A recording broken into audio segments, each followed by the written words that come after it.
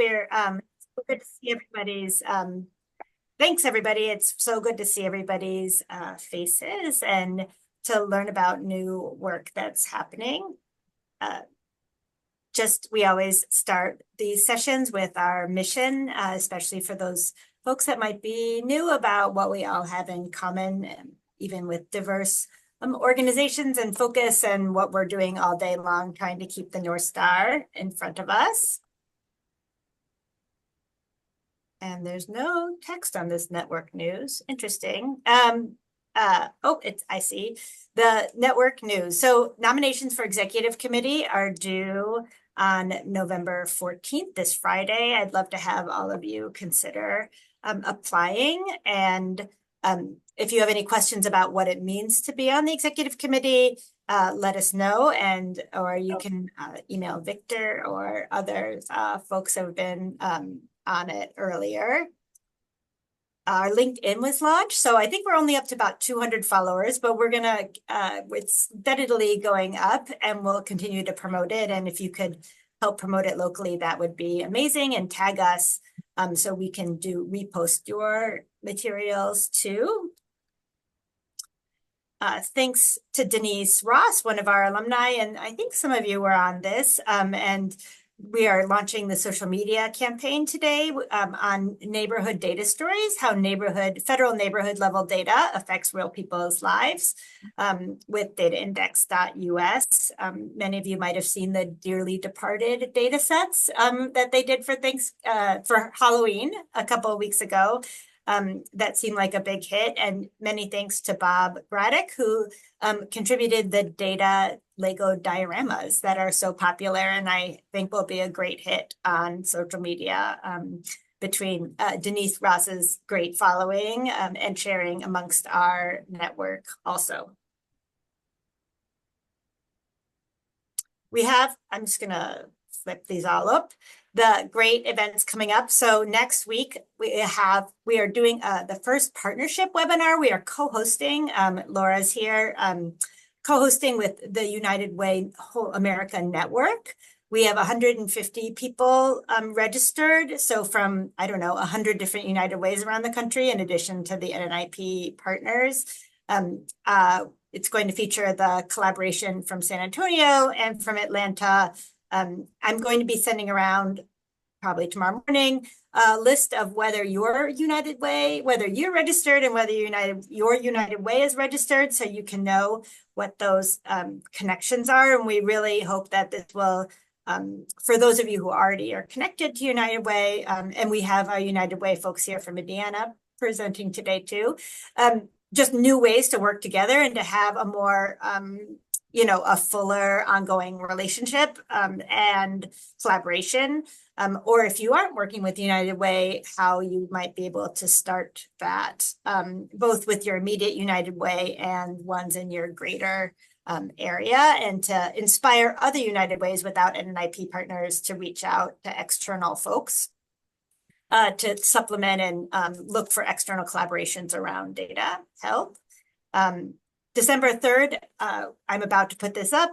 Megan Gallagher here, who's an education expert. Thank you for all of you who filled out that survey. We'll be sending out the results next week. And she's going to have like an off-the-record conversation about the federal K-12 education issues and how they might be hitting your schools and your communities. So it'll be, she's super knowledgeable and has a really wide perspective. She co-leads the Promise Neighborhoods TA and has a good pulse on some of the federal things going on around private schools and vouchers and funding questions. And then January, Cole and I are planning another session with navigating AI guidance and practices with a couple of partners, but more of a discussion following on from Charlotte. And then from the education folks survey, we got a whole lot of interest in absenteeism. Lots of folks are working on this issue, and we think that just sharing what everybody's doing and where we think the cutting edges and how the network can spread the word about the good news, or maybe think about doing something together. So those are coming up in the next couple of months. And then just on the community platform, thank you for all of those who are have been chiming into the different questions. We are going to launch a technical forum in January, and we'll be putting out a call for I was trying to think of the right word for this, but for a gardener, not quite coordinator, that feels too formal, but someone to help monitor and seed conversations on that forum that will be, I'm struggling with my Python code, or has anybody used data wrapper, or whatever the question of the moment is, to give more of a space for those folks who work in those areas to share those sort of both troubleshooting and big picture questions. We've had other forum requests that we can float, whether it's like folks working with young people or other sorts of topics people want to, the nonprofit coaching program folks or other folks. We have been hesitant to splinter the group since so many people wear so many hats, but we're definitely open to thinking about what works for everyone. We will be sending around updated lists of everybody's social media and website directories. So we're doing the best we can, updating it with what we know, and then you guys can verify it. And then one of our consistent challenges is knowledge management. And that means everything is in my head. So that's not good for the whole network. So I've been making these resource sheets, trying to collect the examples and what I know about different kinds of topics that we will start a library of soon to post, which will just start to get some of the knowledge into the common space for people to access more easily. But of course, you can always call me. And then, Cole, do you want to take it? There's supposed to be slides. We're still seeing just a title slide. Oh, okay. I'm seeing the slides on my screen. Okay. I will not interrupt you now. I will send the slides around. There it is. Yeah. I was seeing it no, on my screen, but not on your screen. I will send the slides around to everybody afterwards rather than go through them again. Thank you, Laura. Sorry about that, everyone. And I missed Andrea's trying to help me out too, but I didn't see the chat because I was talking. I will post them to the forum after right after this session, and you can see those the bullets and dates that are coming up. And I'll turn it over to Cole. Yeah, thanks. Thanks for those updates. And now we'll get into the main part of the idea showcase for people who haven't done these before. These will be, we'll have each of our presenters who will talk for about 10 minutes or so, and then we'll have a few minutes after each presentation for Q&A. And our presenters today, we're delighted to have first to be Carter Shannon from Data Haven talking about their data dissemination methods. And that will be sort of a holdover from the meeting. This is, I guess, the official conclusion to the partners meeting. Weren't able to make that happen there. So excited to hear that. Next, we'll have Andrea McDermott from the United Way of Central Indiana. And we're excited to have her for the first idea showcase. And she'll be talking about their community engagement and data initiative, or CEDI. And then last, we'll have a trio from Data You Can Use in Milwaukee. They always show up, Victor, Amy, and Amanda. And they'll be talking about, they'll be talking about their work with Black and Latina youth achievement in Milwaukee.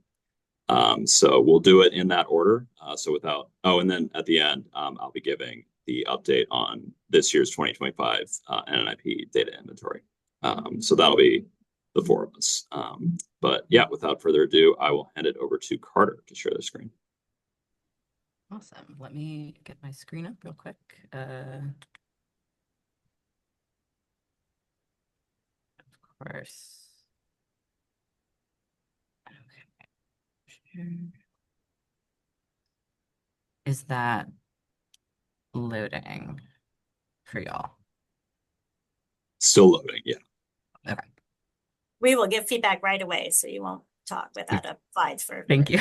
That is one Okay. of my worst nightmares. Now Okay, it's showing. perfect.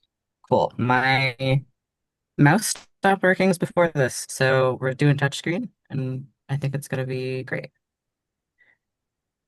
Okay. Yeah, so my name is Carter Shannon, use they, them pronouns, and I'm a research associate at Data Haven, based in New Haven, Connecticut. And I'm going to talk a little bit about some of the data communication and dissemination methods we've been using.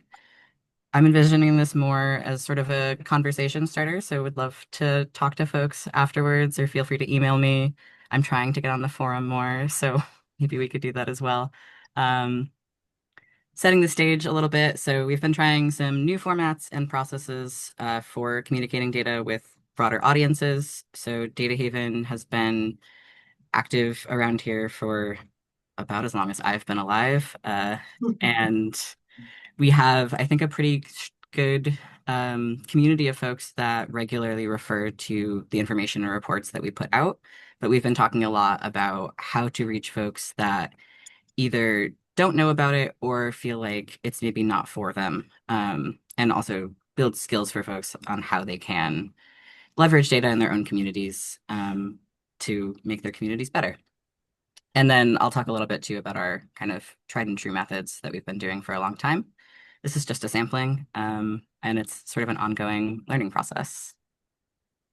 So these town data viewers are these dashboards that we put out towards the end of last year. They are interactive maps that look at indicators from our community well-being survey. So by town, council of government, state level, and neighborhood level for a couple of cities, you can look at, financial security, physical and mental health, satisfaction with the community, and it sort of generates these chloropleth maps, as well as the percentages on the side there. Um, so alongside these, when we put them out, we did a couple of TikTok videos showing people how to navigate the page and what it could be used for. I'll talk about that in just a second. This is sort of like a hybrid. So we've been doing these briefs in the past, and I think we've really kind of doubled our efforts on them this year. So we have a couple more coming out. Uh, so sort of in a bite-sized, easy to read, easy to grasp format, we've putting out sort of a quick notes on one small topic. And so this one, which had a lot of impact in relation to some federal policy at the time, was released in May of 2025 about the economic contributions of immigrants in Connecticut. It got a lot of news coverage, and also a lot of community members have just brought it up to us as something that was super helpful at the time for context. Some other briefs that we're currently working on are disability, homelessness, and incarceration experience. So they're all communities where we have information from the Community Wellbeing Survey or other data sources, but it's maybe not a large enough population to be able to do the same kind of like crosstab work that we do for our other reports. And for all of those, we're working with local nonprofits or community groups that focus on that area to help sort of give the like social context that is so important. Oh, and then sorry, let me just go back. And then just here on the right, we have sort of an excerpt from one of the news articles that we posted on our website when it was published. And then wanted to give a shout out, as this is a couple months late now, but wanted to give a shout out to all of our lovely interns from over the summer.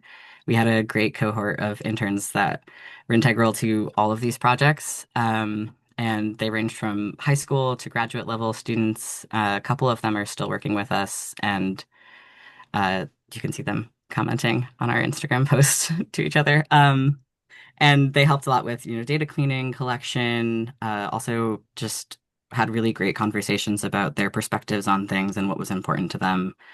And I think that made a lot of these projects a lot more comprehensive and whole than they would have been otherwise. Um, Also, our examples from social media And I think this is an area where we'd really love to have more conversations with folks. It feels like the landscape is constantly changing of like what does well in the algorithms. And I think there's just sort of like a black box of how to do well on social media. But just some examples of what we've done. So we have sort of the more traditional press releases of like, hey, we've released this report, come take a look at it.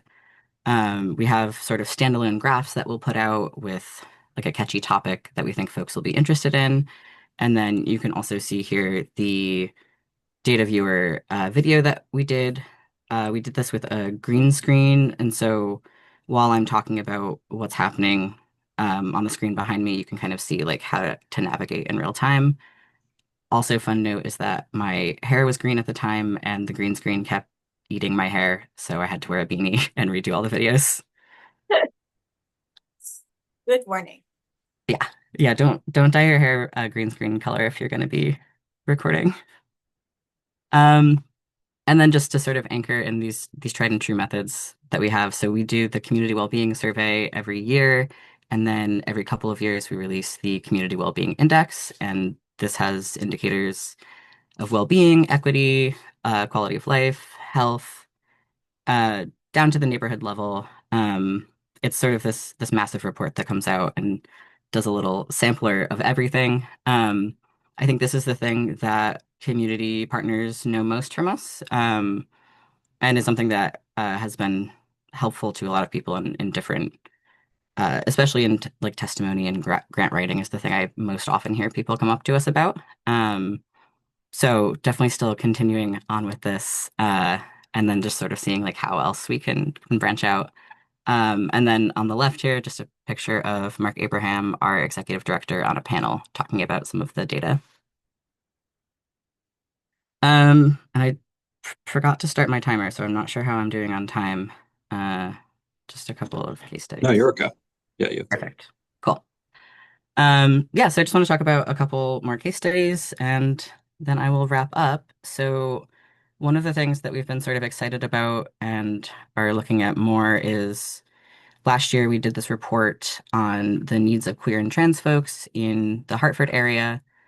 As of like at the end of that, we put sort of a traditional report out, and then we started a second phase where we were recruiting community members to do qualitative interviews with us, and sort of as a dual like recruiting tool and way to get the information out to more people. We created these, and I wish I had one with me, but they're like pocket-sized zines about this big, where it gives you a little bite-sized information about what the report says, and then when you get to the back, it A, links you to the report, and B, gives you my contact information if you wanted to participate in an interview.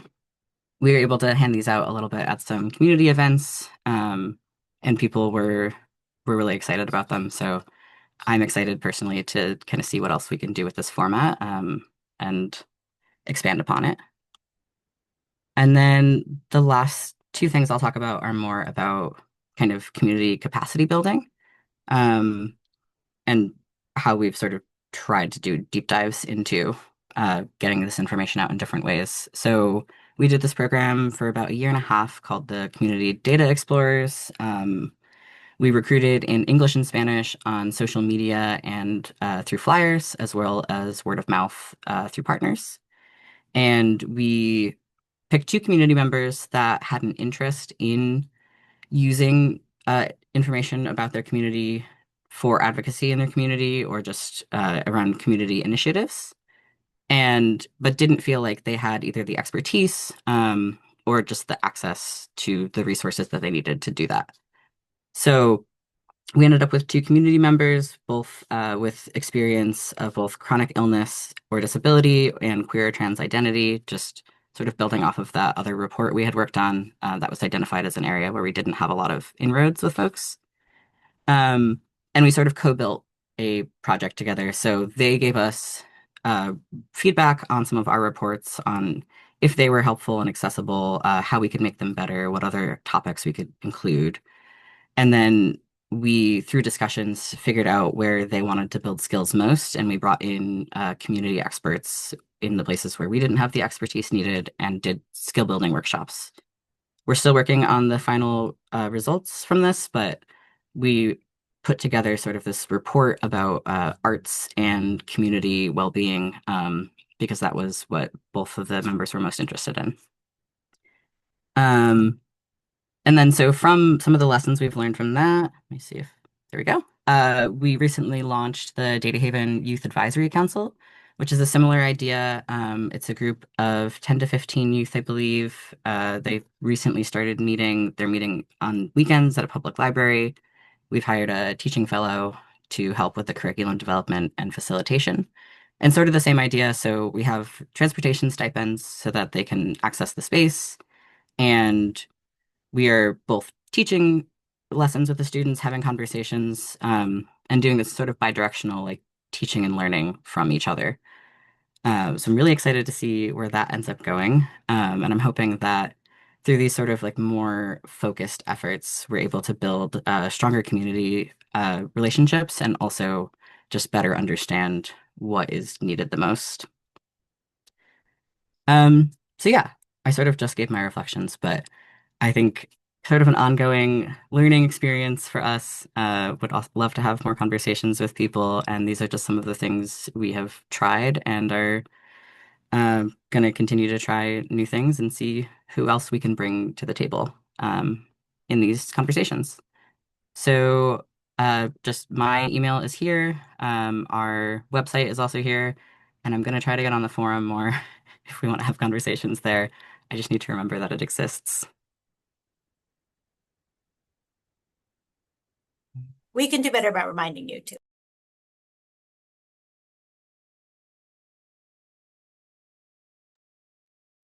All right. Thank you, Carter. Any questions?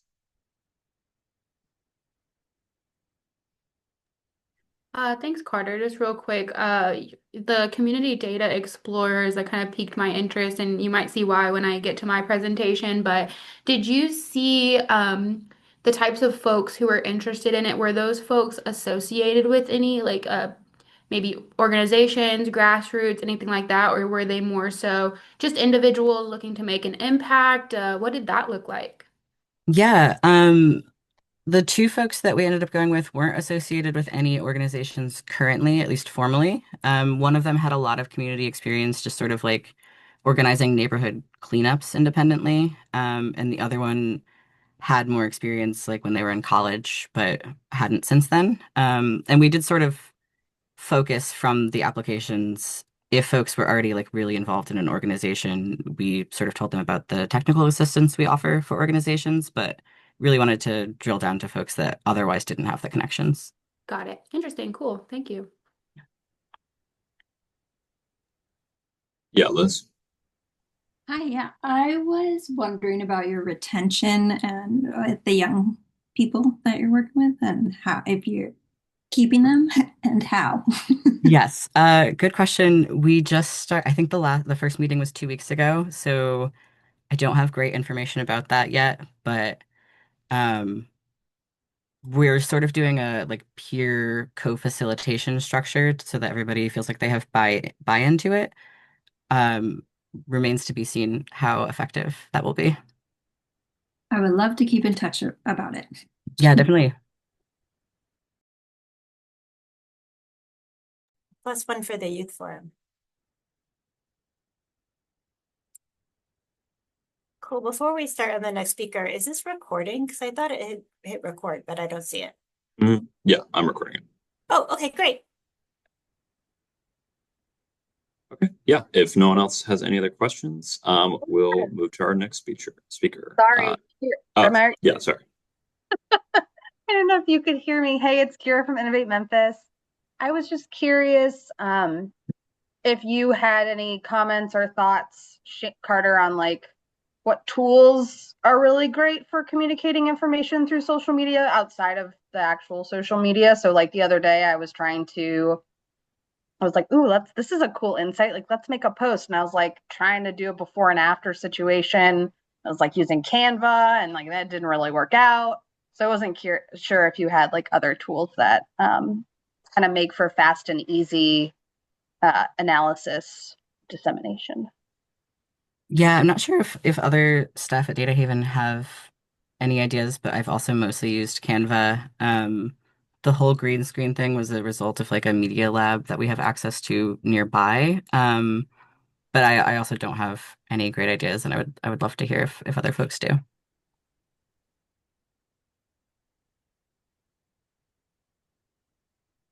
We could definitely post to collect ideas. I think we need to have a social media like series maybe on like Yeah. how to do Definitely. like the different elements of that for sure. Thank you. We'll schedule it, Karen. Okay. Anyone else? All right. Oh wait. Okay. Just ignore it. The It's just green me. screen Yeah. question. Yeah, we can address that in the Anyway. chat. Okay. But great. We will hand it over then to Andrea. Thank you, Cole. And Robert, I'm imagining it'd be just a floating head if they were with. Yeah, that gets me to think that maybe we should do some of that stuff. Just I think that'd pique people's interest. Okay, let me share my screen here. Okay. We're seeing my slide. Yes. Amazing, cool. Hey everyone, I'm Andrea McDermott, a senior research analyst with the United Way of Central Indiana. We're headquartered in Indianapolis. Today I'm pretty excited to share a little bit about an initiative that we have already worked on for the last couple years, but we're working to expand and really improve the offerings. So today I'm like really interested in seeking feedback on some specific items, which you'll see highlighted in the slide deck, but also just to hear about like if you guys have anything in your community similar that we could get learnings from, share ideas, things like that.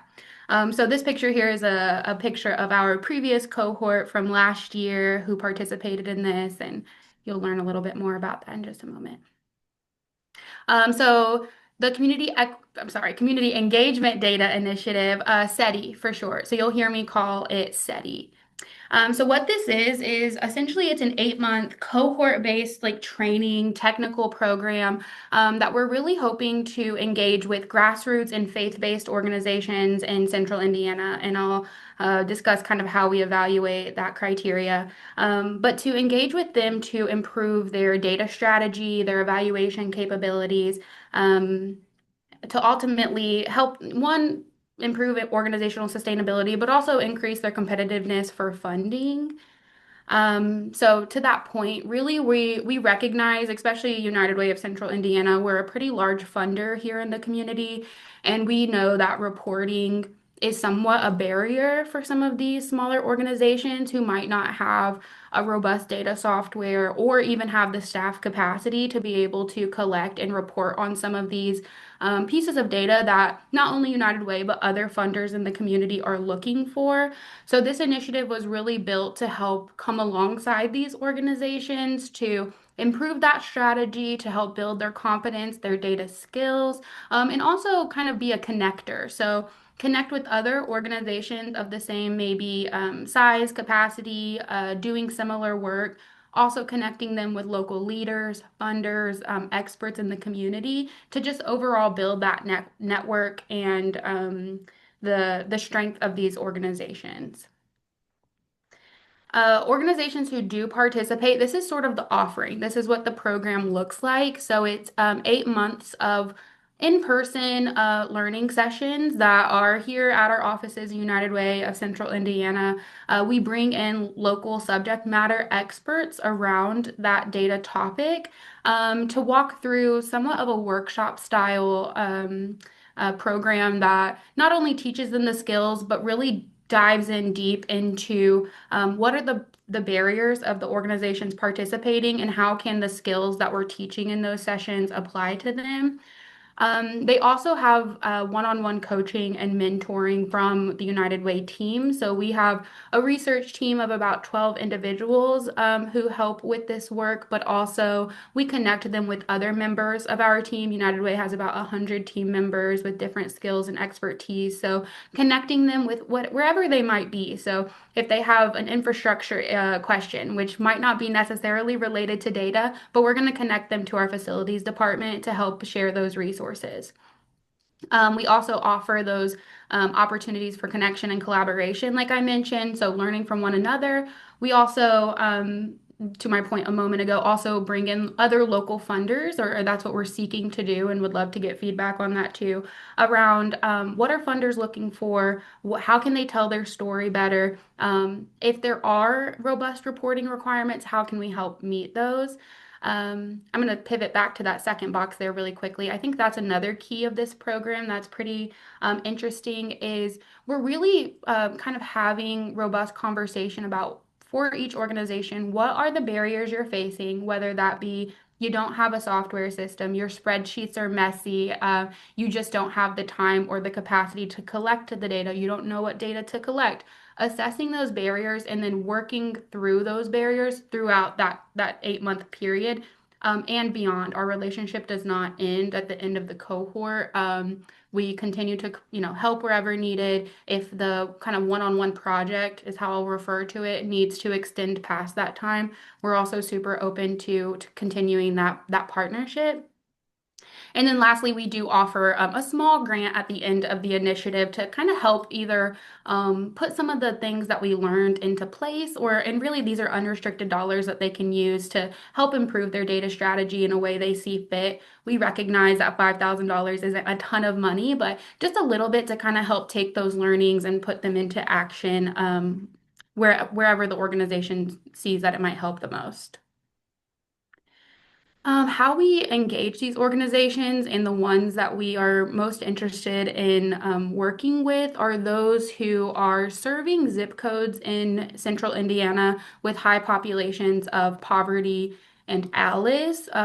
If for those of you who might not be familiar with the ALIS terminology, these are just individuals who are employed, so they have an income. However, they do make more than the federal poverty level. So they're not eligible for public benefits, some of that additional assistance, but they still don't make enough money to like meet their basic needs within their community. So if you haven't heard of Alice or you're interested in it, please let me know. I'll have my email at the end and I'm happy to share additional resources. So that's sort of the one of the target populations we're trying to get at, are these organizations serving those neighbors who are most vulnerable based on their financial hardship. In order to be considered grassroots, we do seek organizations that have annual budgets of less than $1 million, or these can be like faith-based entities that provide some sort of direct services. So think of your traditional like faith-based centers, churches, mosques, things like that that offer that provide like some sort of basic needs or human service element to their work. And then the last two pieces, we're really interested in like we understand that data is these organizations who are helping these people, we get data is probably not their favorite thing. So we are looking for those who are interested and ready to kind of dive into these topics around data, who have a little bit of that capacity to dedicate to the monthly sessions, working with our team one-on-one. So we just assess through a very short, very low barrier application process. What are your goals of participating? What are your data barriers? And can SETI help achieve or reduce those barriers? A good example is, the $5,000 grant is not necessarily going to fund another staff person. So if that is truly your only barrier, yet you have a robust data system, you have internal processes in place, that might not be a great fit for this initiative. However, if you're interested in really improving your current system or your spreadsheets, or just really want to increase your skills around data and are ready to dedicate some of that time and energy, then those are the types of organizations we're looking for. I kind of spoke to this, but really we're offering this because again, United Way, we through many conversations actually during and right after COVID, we were hearing from some of these small organizations that are like seriously really impactful and very trusted in their communities that they're unable to access dollars or funding due to some of these reporting requirements. So our team kind of came back to the drawing board and thought, okay, we have a team of data experts, we have a little bit of resources. What can we do in this space? And this is where this initiative sort of stemmed from, and partly why I'm bringing it to you, because we're really trying to figure out what we can do better, how we can continue to grow and scale it to serve more organizations while still making it meaningful and cohort based so that organizations aren't feeling like they're in a room full of hundreds of other people. We're also just really trying to increase their competitiveness for funding. Again, to the point about impact, we know these organizations are serving people. We know they're trusted. How do we get the dollars into their hands?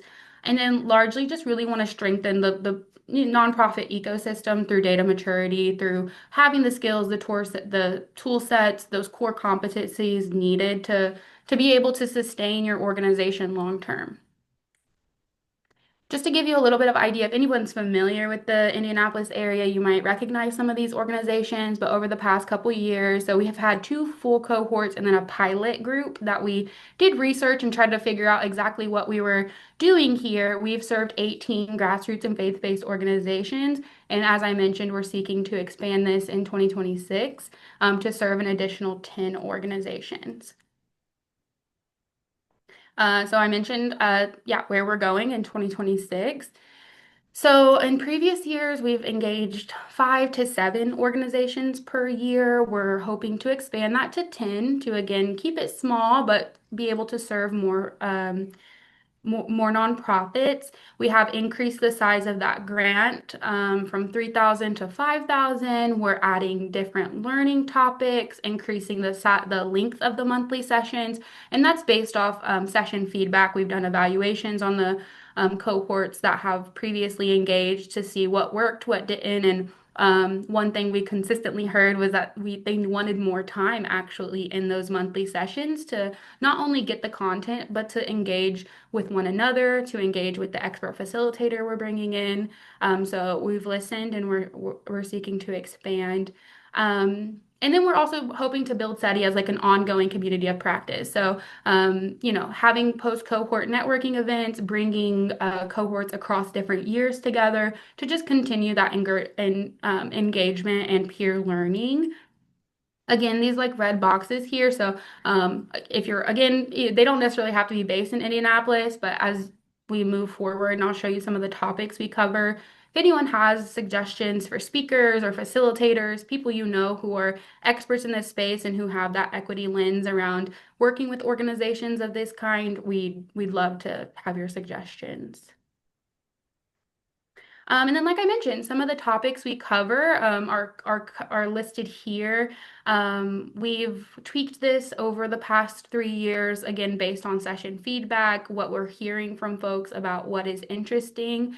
I think the newest one and the one on the where I mentioned feedback welcomed is understanding AI and how that relates not only to be a part of your tool belt, but to be mindful of these organizations, what it means for community-based organizations. I think we had a lot of interest in that in previous years, and that's kind of obviously a somewhat of a new space for a lot of us. So if anyone has any ideas or just considerations as we step into that space with these organizations, would love to hear from you.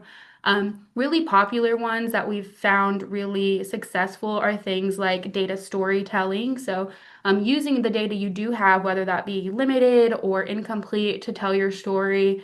Data visualization. So I heard someone earlier mention data wrapper. So just making sure they're aware of some of these free tools to help make their work a little bit easier and equipping them with the tools they need. They don't have to be a data expert, but just kind of giving them those tips and tricks. And then, new sessions that we're hoping to add is like fundraising with data. So how to use your donor data to, do some prospect research, how to, show your impact that way. We're also engaging other local funders in the community to come in for what we're calling funder panels. So bringing them in a room together, meeting face to face, learning about these organizations and things they do, and allowing these organizations the opportunity to ask funders questions and see what they're looking for in grant applications and how they can improve their ability to get that funding. I feel like I talked really quickly. I also didn't have a timer, but I knew I had a lot of slides and a lot of content to get through, but just wanted to make sure I got through what SETI is. But to my point earlier, really interested in hearing if others have engaged in anything like this. If anyone has questions, of course, happy to answer those as well. And just learning from the others in the room. Thanks, Andrea. Yeah, just to make sure we finish on time, probably we have time for one question here, Okay. but if anyone has any more, we can address those in the chat if that works. Or just if it's 15 minutes for two of you, maybe I can connect folks after. Yeah, no worries. Yeah, either leave it in the chat or happy to answer if we have a moment or two. So I'll go ahead and stop sharing though, and I can drop my email in the chat if anyone wants to talk more. Okay. Oh, Yeah. thanks. I see the chat about basics about other partners and nonprofit coaching programs. So sweet. Thank you. Yeah, so I'll make sure you guys get connected. Sweet. Thank you. Awesome. Thank you everyone for your time. I really appreciate it.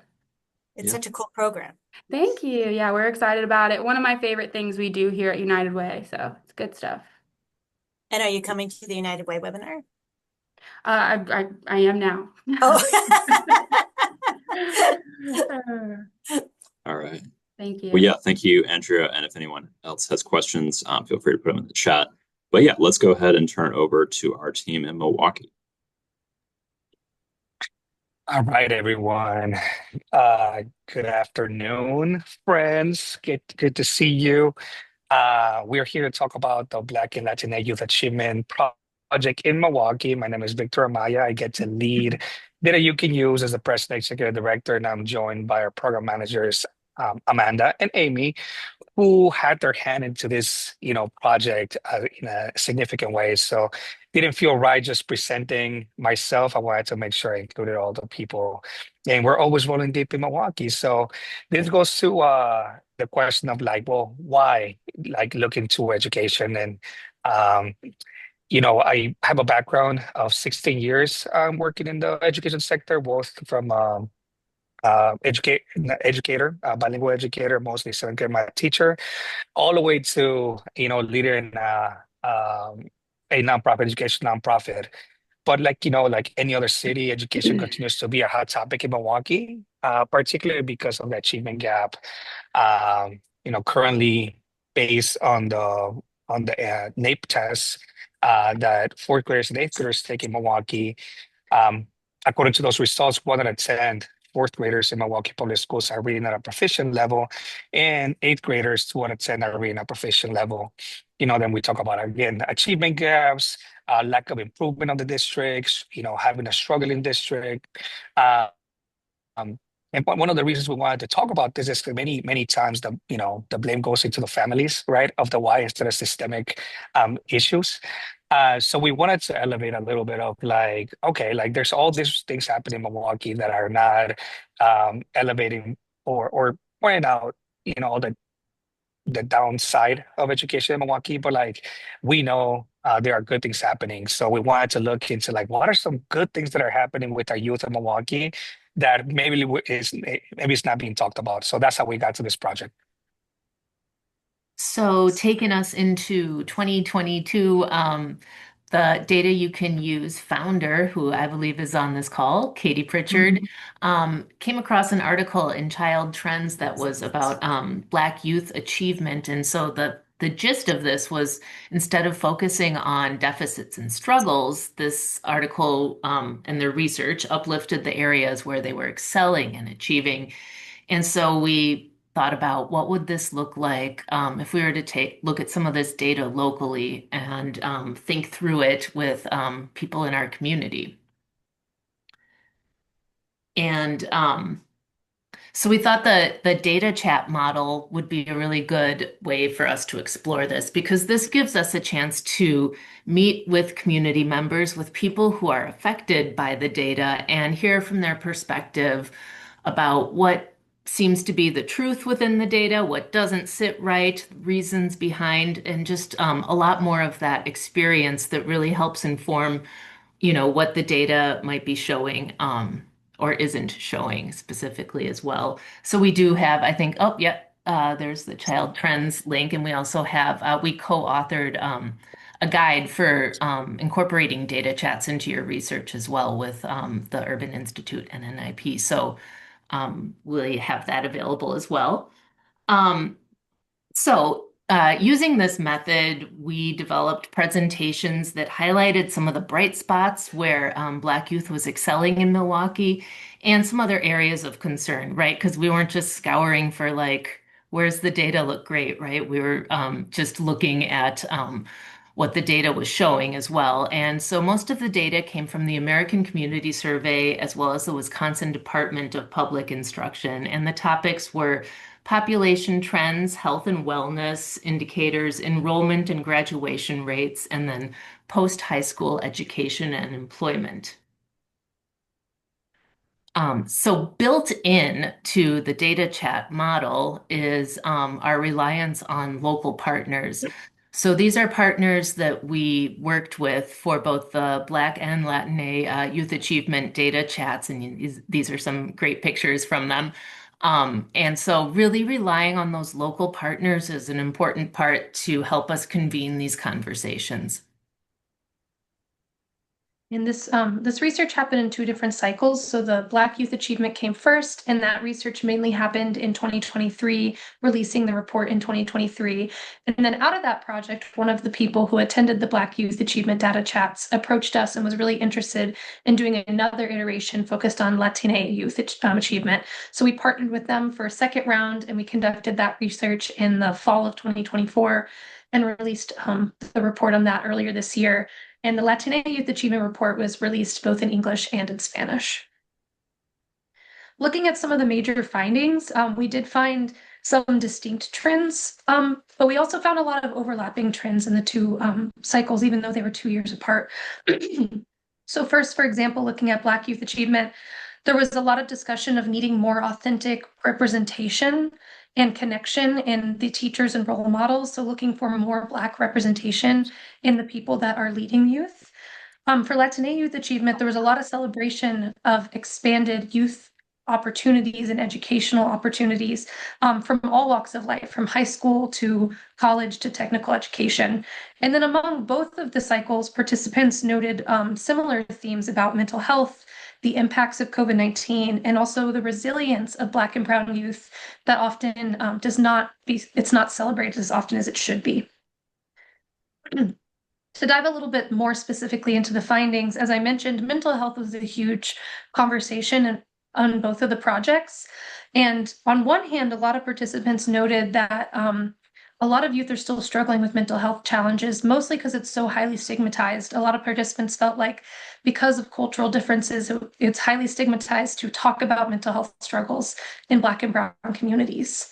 But excitingly, in the newest iteration, when we were talking to Latina youth participants, they noted that even though there still is this stigmatization, they're noticing this trend that youth are more aware about mental health problems and they're more aware of the resources that they need in order to help out with them. So even though there's still a problem, there's a lot of growth and awareness in this area that is very positive. And as Amanda pointed out too, in terms of the time frame, when we conducted our first round of the Black Youth uh, uh, achievement data chats. This was in 2023. The data was coming from, really like peak COVID area. So I think it was definitely interesting to see how both groups, even with this, differences in time, we were just still feeling the wave of the impacts of COVID-19 for the youth.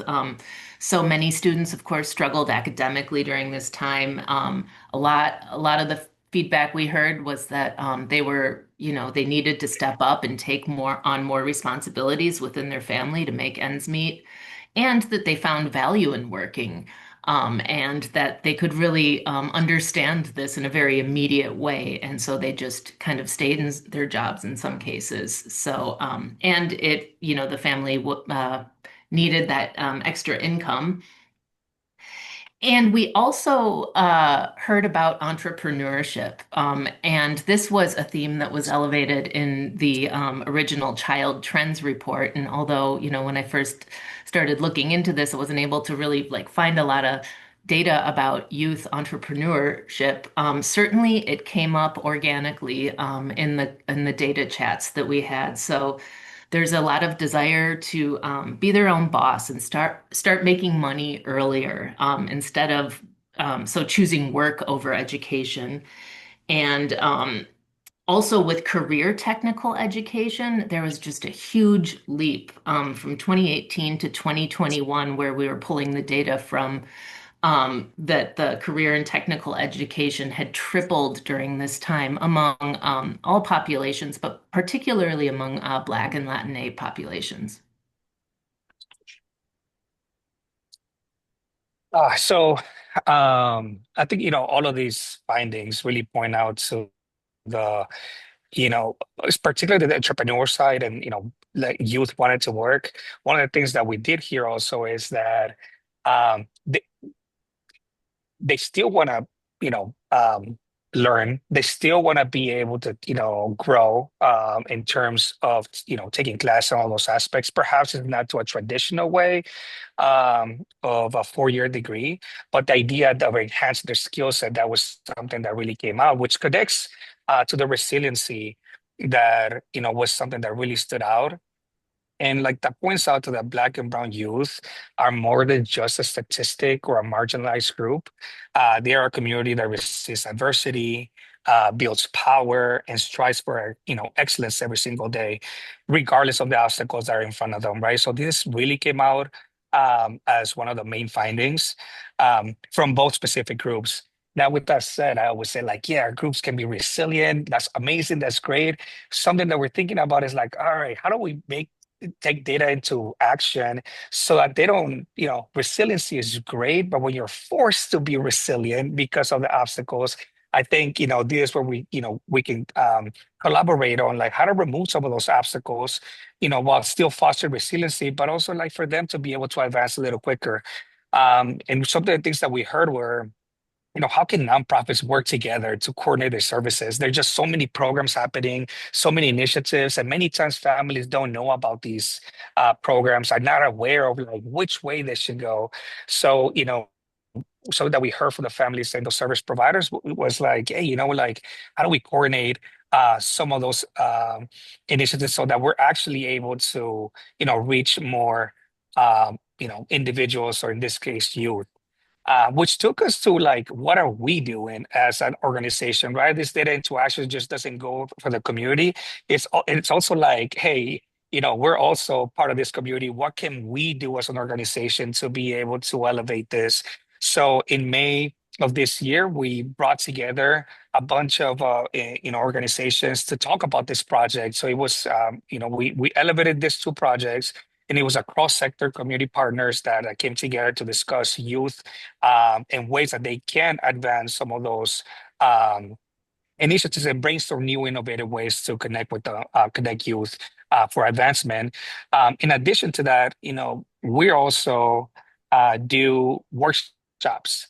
So we started doing some youth data workshops, data literacy workshops about 3 years ago. And this was just like, this just started as a pilot, I guess, and now that's something that we do every single year. We partner with, Mentor Greater Milwaukee, which Mentor, that organization is it's a national organization. So we work with the local Mentor of Greater Milwaukee. And we also work with the Black and Latino Male Achievement over at Milwaukee Public Schools to be able to, provide some workshops for young people.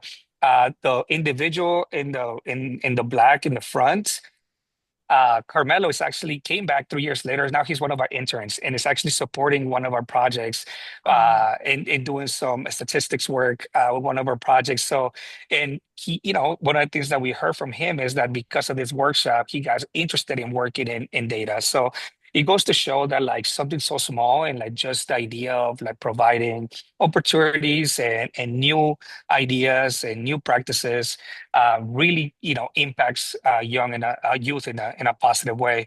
Additionally, something that we wanted to do is after this workshop that they got over the summer, youth actually led their own youth summit.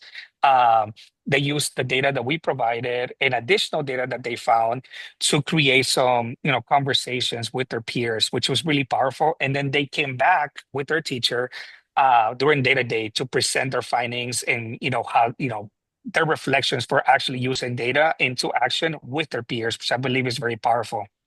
And then lastly, this past year, we wanted to make sure we offered a seat at the table for young people. So we actually onboarded two board of directors to represent the youth voice. So he graduated high school and started his freshman year at Marquette University. And then Eric is a junior at Marquette University. And that's something that we wanted to we heard about being able to, you know, uh, have a voice and be change makers. So we want to be models who we want to see other people do. So we thought that having youth in our board was something that was missing, and now we have that also. What's next for us is a couple things that we've heard is like what's the next group of youth achievement project that we're going to be doing. So Asian Youth Achievement is something that came up. We have a large Hmong community and also perhaps also LGBTQ plus youth that I think seems like the projects that we heard from people. We're also continuing to convene leaders in education and youth development and cross sector, while also working currently with our city's common council as we presented to it's the Emerging Youth Achievement Advisory Council at the city level that are also very interested in creating new pathways for youth and adapting to today's needs. So that's the end of our presentation. Thank you. If you want to hear about see the reports, scan that and scan the one on the left. If you want to check out the data chat guide, it's the one on the right, and you can send us any questions. Thank you. Thank you, Victor and Amanda and Amy. Yeah, that was so great. A lot of good work you guys are doing. But yeah, so to make sure we finish on time and get through this presentation, if people have questions in the chat or if you all want to drop your email addresses, people do that. I think that would probably be best so that we can go ahead and with our last presentation, which is me, which is the update for the data inventory this year. So I will get my screen going.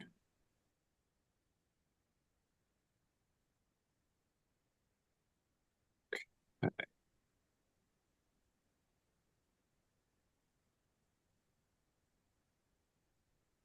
Okay, can everyone see that? Yes. Okay, great. Just make sure it moves. Right. Yeah. Okay, so the NNIP model emphasizes data holdings that are 1, at the neighborhood level, 2, multi-topic, and 3, that are updated over time. This is part of the overall goal of the network. Oop, those timed. Didn't do that. To help local actors use data to shape strategies and investments so that all neighborhoods are places where people can thrive. And as part of that commitment, we conduct periodic data inventory updates in which we ask NNIP partners to periodically report out on the local administrative data that they maintain, including the sources, the time period of coverage, and the geographic level of their files, which we've been doing since 1996, so a long time. The reason we do that, this data inventory, is twofold, both for partners and for the network as a whole, and for our team at NNIP Urban. So for partners, it's a chance for self-assessment to reflect on the data that you have and also the data you'd like to have, and to think about how you could use the data you have in your work. And then the team at NNIP Urban uses this information for internal planning to help formulate cross-site project ideas and to understand the national patterns in local data availability by domain. This year, we had 28 cities update their data inventory, which we really appreciate. We appreciate everyone taking the time to update that amidst all their other work. Helps give us a comprehensive overview.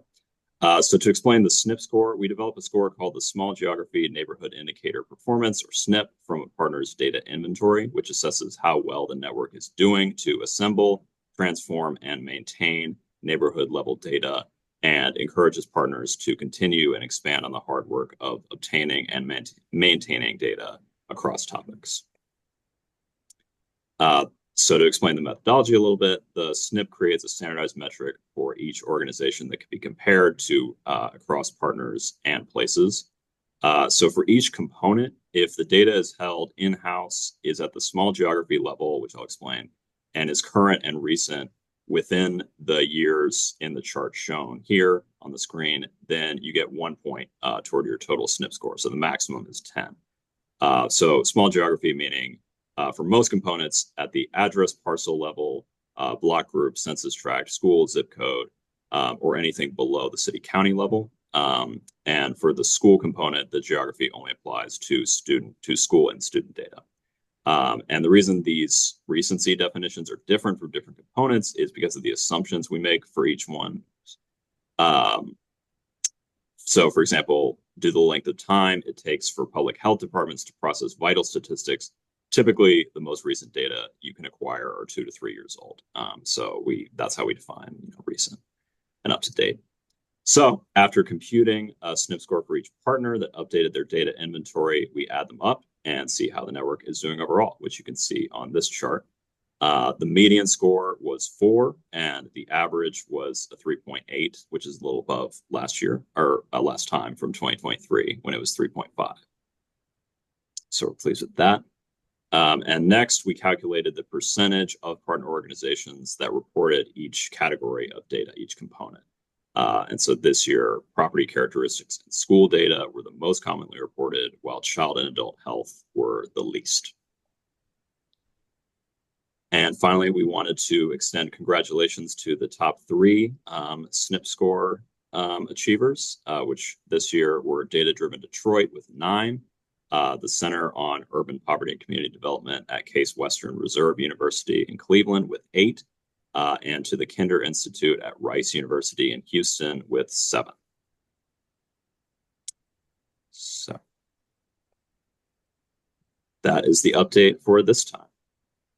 And yeah, we'll post the recording and the slides of this for the rest of the network to be able to see that as well. And then you'll be getting a note about your SNP score, but Right. we'll also be Yes. posting all of the results. So if you want to know like who has vital stats, you can filter through that. And then we'll also have a public version of these tables in aggregate for people to show. So we're updating that whole package that we usually have that we'll send out in the forum when it's posted. Yeah. We're moving past PDF into this GitHub HTML version for the reporting, so it'll be much better. I know I was trying to think are the Detroit, Cleveland, I don't think we have any top 3 people on the call. So we'll have to send kudos by email separately. For sure. Great. Okay. Well, yeah, thanks for everyone for sticking around a little over time. But yeah, like I said, we'll have the recording and slides up, and feel free to ask questions to any of our presenters. I've already been gracious for taking the time. And I hope to see many of you next Tuesday at the United Way session. It'll be more of a webinar format since there's so many people. Yeah, the 18th at 2, right? Yep. Yep. Okay, well, till next time. Thanks, everybody. Those presentations were great. Definitely.